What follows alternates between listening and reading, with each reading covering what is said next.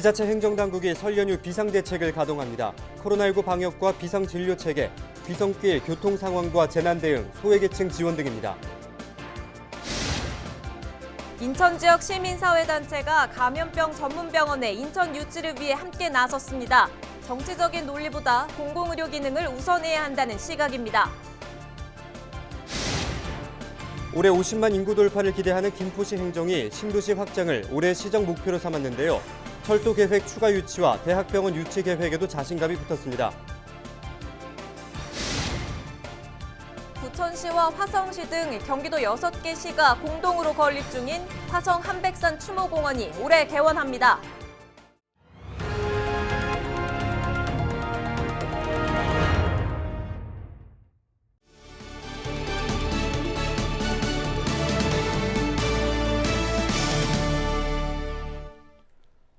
여러분 안녕하십니까? 헬로티비 경인뉴스입니다. 부천 종교시설과 보습학원에서 9일 오후 4시 반 기준으로 확진자 53명이 무더기로 발생했습니다. 부천시는 9일 종교시설에서 신도 20명이 확진된 것을 비롯해 보습학원에서는 학생과 강사 등 33명이 감염된 것으로 확인됐다고 밝혔습니다. 종교시설과 보습학원의 확진자가 일부 겹치며 집단 감염이 확산된 것으로 파악되고 있는데요. 방역당국은 확진자들의 동선을 토대로 추가 역학조사를 진행하고 있습니다. 정부가 권역별로 감염병 전문병원을 설립하는 방안을 추진 중입니다. 인천공항과 항만을 품은 인천은 대한민국의 관문으로서 감염병 전문병원이 꼭 필요한 상황인데요. 지역의 시민사회단체가 감염병 전문병원 유치를 위해 힘을 합치기로 했습니다. 정치적인 논리가 아닌 정말 필요한 곳에 감염병 전문병원이 지어져야 한다고 입을 모았습니다. 이재필 기자가 보도합니다. 감염병 전문병원 인천 유치를 위한 긴급 행동이 9일 출범했습니다.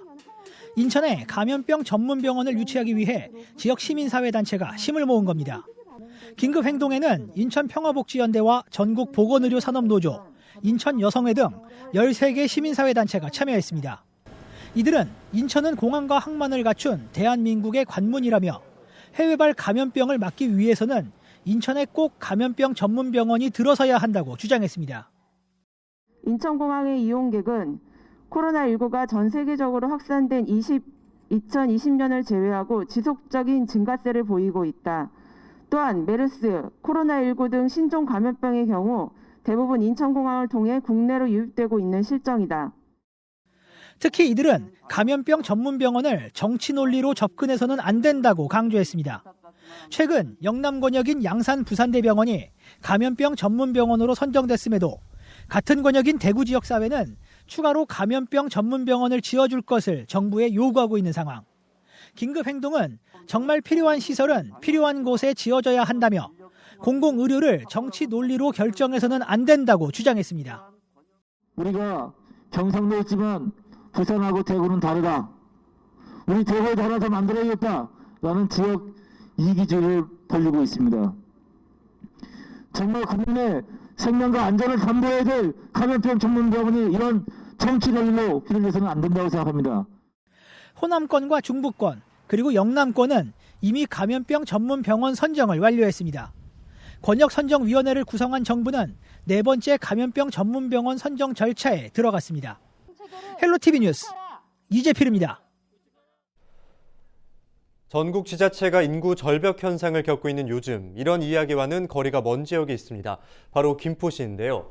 김포시는 올해 인구 50만 돌파를 눈앞에 두고 있습니다. 도시 규모가 커지는 만큼 올해 꼭 해결해야 할 일도 많아졌습니다.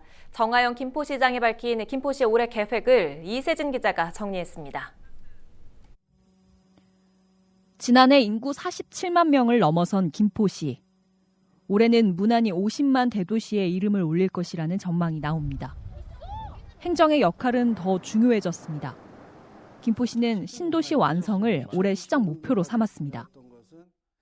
2035 도시기본계의 가장 중심은 220만 평 김포 한강 신도시의 추가 확대 부분이 아닌가 싶습니다.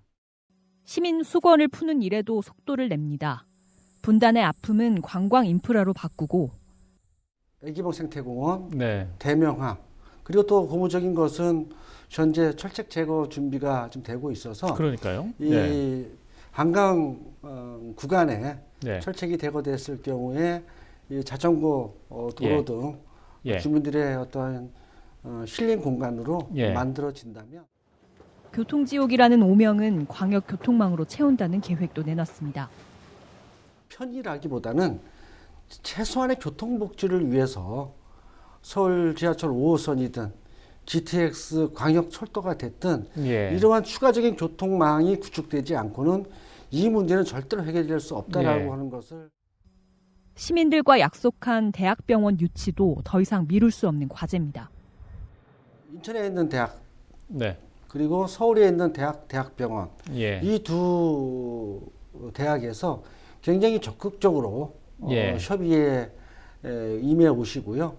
두 대학 모두가 2월 달 내에 이와 관련된 네. 이사회의 예. 의결을 보겠다. 늘어난 인구만큼 세워야 할 전략도 풀어야 할 과제도 늘어난 김포시. 전국 17번째 대도시 진입을 눈앞에 둔 김포시의 올해 계획은 헬로 이슈 토크에서 더 자세히 들어볼 수 있습니다. 헬로TV 뉴스 이세진입니다. 인천시는 설 연휴 기간에도 코로나19 선별진료소와 임시 선별검사소를 운영합니다. 증상이 없더라도 가까운 검사소를 방문해 진단검사를 받을 수 있는데요. 경찰은 신속한 검사를 지원하기 위해 주변 도로의 주정차도 허용하기로 했습니다. 이정윤 기자가 보도합니다. 설 연휴 기간에도 시민들은 무료로 코로나19 검사를 받을 수 있습니다. 수도권에서 사회적 거리 두기 2.5단계가 유지되면서 임시선별 검사소 운영 기간이 연장된 겁니다. 인천시는 기존 선별진료소 31곳 외에도 임시선별 검사소 8곳을 운영합니다. 임시선별 검사소는 광화군과 옹진군, 동구를 제외한 7개 구에서 모두 8곳이 운영됩니다. 평일에는 오후 5시까지 검사를 받을 수 있지만 설 연휴 기간 동안에는 오전 9시부터 오후 1시까지 이용할 수 있습니다. 임시선별 검사소는 단축 운영하지만 선별진료소는 평소와 동일하게 오후 6시까지 운영됩니다. 가족들하고 만나고 싶기도 하고 또 친지나 지인들을 만나고 싶기도 하시겠지만 그보다 앞서서 우리 시민들의 건강이 우선이다 보니까 좀 자제하여 주시고 증상이 있은 분은 물론이고 없으셔도 검사하시고 싶은 분은 선별검사소에 가셔서 검사를 하시면 되겠습니다. 코로나19 검사를 위해 선별진료소나 임시선별검사소를 방문할 때 주변에 주정차도 허용됩니다. 주정차가 허용되는 선별진료소는 서구와 동구, 연수구 보건소 등 모두 10곳이고 임시선별검사소는 검암역과 주안역 등 4곳입니다. 다만 불법 주정차 구역이나 소방시설, 어린이 보호구역 등은 주정차 허용 구간에서 제외됩니다. 코로나19의 신속한 검사와 원활한 백신 접종을 위해서 연수구 보건소를 포함해서 14개소에 대해서 주정차를 허용하였고요. 그다음에 자세한 사항은 홈페이지에 게시되어 있으니 참고하시기 바랍니다. 경찰청은 우선 6월까지 주정차를 허용하고 코로나19 추이에 따라 연장 여부를 결정할 예정입니다. BTV 뉴스 이정윤입니다. 집합금지 반발세가 확산되고 있는 가운데 유흥업소 업주들은 더는 버틸 수 없다고 분노하고 있습니다. 특히 업종 간 조치 형평성에 분노하고 있는데요. 한국유흥음식업중앙회 의정부 양주지부 백진호 사무국장과 관련돼서 이야기 나눠보겠습니다. 사무국장님 반갑습니다. 네, 안녕하세요. 영업에 오랫동안 제약을 받아온 만큼 어려움이 크실 텐데 어떻습니까? 거의 7개월간 영업을 못했고 그다음에 제한전 영업이라 그래서 준수사항을 지켜야 된다고 그래서 이제 저희뿐이 아니고 각 관할 관공서에서 매일 나와서 확인도 하고 거기다 또 영업을 어떻게 하는지 아니면 그런 준수사항을 지키는지에 대한 감시를 많이 했죠. 감시를 많이 하면서 그 감시를 받으면서 영업을 하다 보니까는 정상적인 영업을 하기가 쉽지 않았어요. 그래서 거의 8개월 정도를 영업을 못했습니다. 네, 생계 절벽에 서 있다는 목소리들이 전국에서 터져 나오고 있는데요. 그런데 폐업도 쉽지 않은 것으로 전해지고 있습니다. 어떤 이유에서입니까? 빈손으로 나가면 되는데 그 시설 자체를 언상복구를 하랍니다. 원상복구를 하고 나가라고. 그래서 그분이 물어봤대요. 이 원상복구 하는데 그 이제 일반 그 철거하는 분들한테 물어봤더니 돈이 얼마 드냐고 3천만 원 정도 되는데요. 자, 집세 임대료 못 냈지, 보증금 다 깎였지, 그 다음에 거기다가 또 철거 비용까지 대고 나가라고 하니까는 진짜 억장이 무너지죠. 지금 이런 상황입니다. 폐업을 하는데도 정말 많은 비용이 드는군요. 그 어려운 현실에서 나온 이야기죠. 지난 1일에는 의정부 시청 앞에서 집회를 하셨는데 지금까지 우리가 낸 세금으로 공무원들이 무슨 희생을 했냐. 공직자 급여를 기부해서 자영업자에게 나눠줘야 하는 거 아니냐. 이런 주장까지 하셨어요. 그 주장에는 뭐 여전히 변함 없으신 겁니까? 2월 1일 날 집회하면서 뭐 공무원 월급들 뭐 10일치만 그거는 그냥 솔직히 너무 진짜 힘들고 어려우니까는 그냥 하는 소리고 공무원들이 무슨 죄가 있습니까? 솔직히 하급 공무원들이 저는 개인적인 생각이 그래요. 시와 공무원도 그 답답함을 잘 알고 있어서 더 가슴이 무거웠으리라 짐작합니다. 그런데 이 와중에 건물주들도 답답함을 호소하고 있습니다. 유흥주점은 호화 사채업종으로 분류돼서 건물주가 임대료를 내려고 해도 착한 임대인 혜택을 받지 못해서 임대료를 인하하는 건물주가 거의 없는 실정이지 않습니까? 평상시에는 적용 안 해도 되지만은 이런 특수한 상황에서는 국가에서 좀 한시적으로라도 풀어서 그런 혜택을 볼 수 있게끔 도움을 주시는 것도 저희한테 큰 소망입니다. 한시적으로나마 착한 임대인 혜택을 받을 수 있으면 좋겠다라는 바람이신 건데 이 밖에 또 정부에 바라는 점이 있다면 마지막으로 한 말씀 남겨주시죠. 대한민국 국민으로서 똑같이 대우해달라는 겁니다. 평등하게. 제발.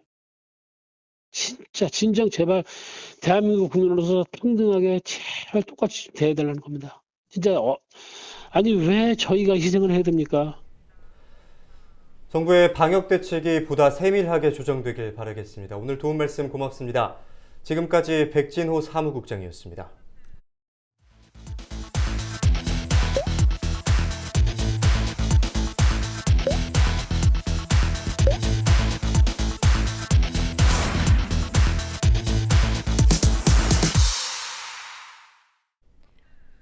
인천시가 9일 올해 첫 공론화위원회를 열었습니다.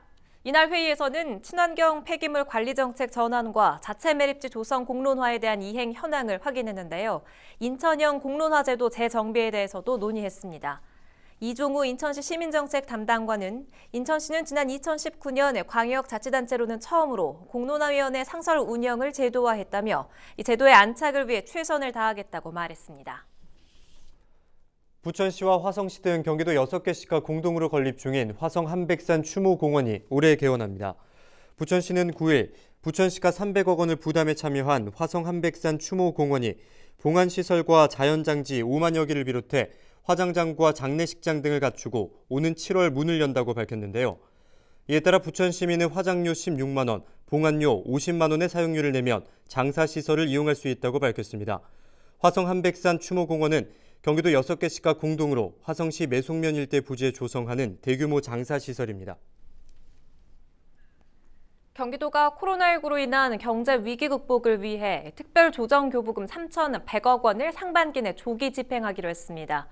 올해 특별조정교부금은 총 3,920억 원으로 3월과 6월에 각각 1,260억 원씩을 배분하고 정책 공모는 5월까지 진행할 계획입니다. 도는 이번 조치가 정부의 확장적 재정지출 기본 방향에 따른 것으로 도내 경제 활성화를 위해 조기 집행을 결정했다고 설명했습니다. 부천시가 오는 11일부터 나흘 동안 이어지는 설 연휴에 비상대책을 가동한다고 밝혔습니다. 코로나19 방역을 포함해 재난과 소외계층, 귀성길, 교통 상황 등 모두 14개 민생 분야입니다.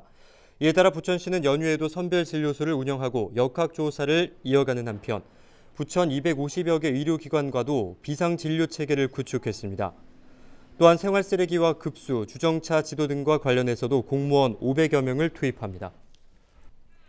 인천시 교육청이 3월 개학을 위해 설 연휴 기간 방역수칙 준수를 당부했습니다. 지난해 학교에서는 코로나19로 인해 1학기 개학이 연기되는 등 비대면 위주로 수업이 진행됐는데요.